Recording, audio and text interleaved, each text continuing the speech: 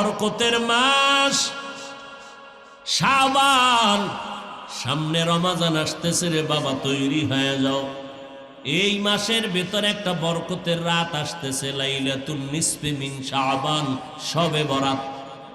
এইটা নিয়েও কিন্তু বাতিল ফেরকারা প্রপাগান্ডা ছড়াবে। শবে বরাত বলতে কিছু নাই।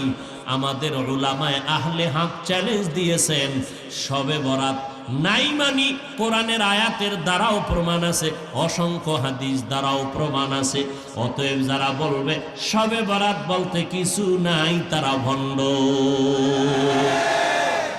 লাইলাতুন নিসফি মিন শাবান, এই শবে বরাত সহ রমজানে আসার আগে ইবাদতের জন্য নিজের কোমর বাঁধো, মজবুত করো।